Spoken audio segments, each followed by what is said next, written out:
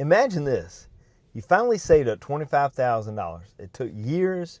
You sacrificed vacations. You drove an older vehicle. You worked overtime. But here's the problem. You also owe $25,000 in debt. So now you're standing at a crossroads. Do you wipe out every dollar of debt and enjoy the peace of mind?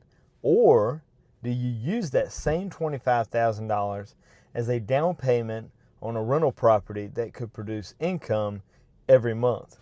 Which decision actually builds more wealth? Today, we're going to answer that question. But before we do, I want you to pause and I want you to comment below. Would you pay off the debt or would you invest? Guys, there's no judgment. I genuinely want to hear your reasoning. Let's get into it. Let's start with paying off the debt. Now, there are some obvious advantages. First of all, your peace of mind. There's something incredibly freeing about not owing anyone money. You sleep better, your monthly bills shrink, and if that debt is high interest credit card debt, you're instantly getting a guaranteed return by eliminating those interest payments. Your credit utilization may improve.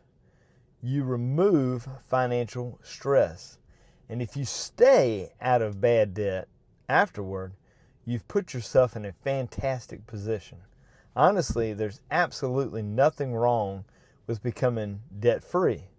In fact, if we're talking about credit card debt charging 25 or 30% interest, that's usually where I would start because that's bad debt.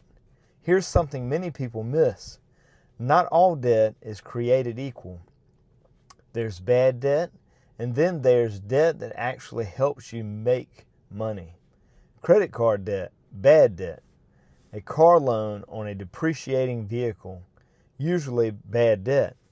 But a mortgage on a rental property that's paying you every month, that's completely different. The debt is attached to an income-producing asset. That distinction changes everything. Now, let's imagine you go the other direction. Instead of paying off the debt, you find a solid rental property that $25,000 covers your down payment and your closing costs. Now, instead of your money disappearing, it's controlling a much larger asset. Every month, your tenant pays rent. That rent covers the mortgage and hopefully leaves you positive cash flow, builds equity, and over time, the property may appreciate in value. You also have tax advantages.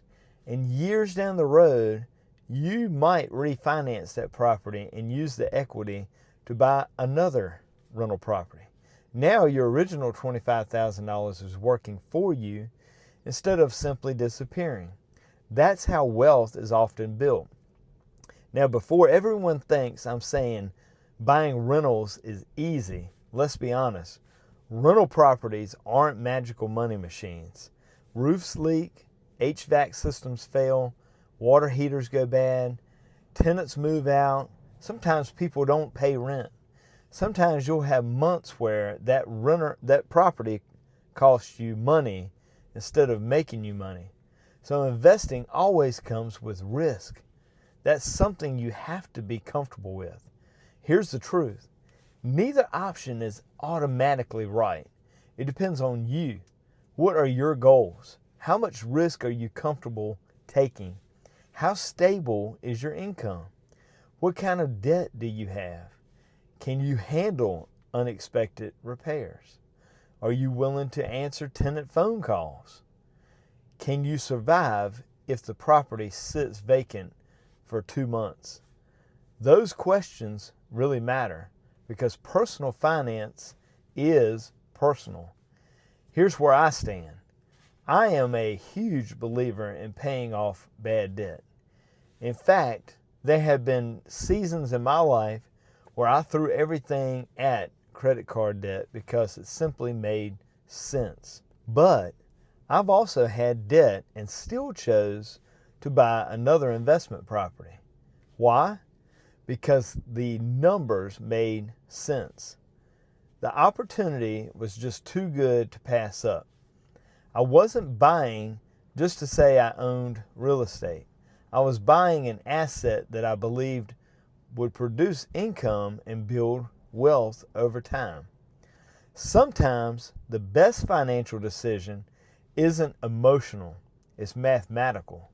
I think one mistake people make is allowing guilt to make financial decisions.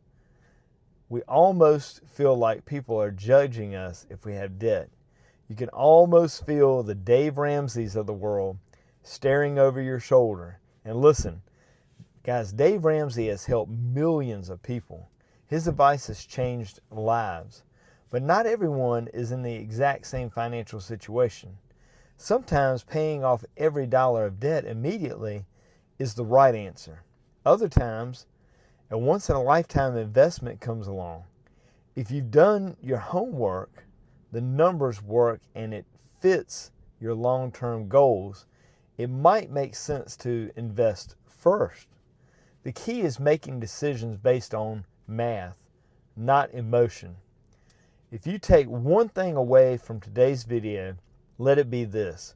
Don't ask, should everyone pay off debt first? Ask, what's the highest and best use of my money? Because your situation is different than mine. Your goals are different. Your income is different. Your risk tolerance is different. The best financial decision is the one that moves you closer to the life you're trying to build. If this video was an investment into your life, hit that like button. Subscribe for more videos that help you build wealth without all the confusing financial jargon. And don't forget, comment below. If you had $25,000 saved and $25,000 in debt, would you pay off the debt or would you invest? I'd love to hear all of your answers. Also, if you'd like help creating a financial roadmap that's tailored to your goals, I offer a free 30-minute coaching call. The link is in the description below. And if you're just getting started on your wealth journey, watch this next video where I share 5 simple rules that completely changed my life and can change your financial future. Guys, I'll see you in the next one.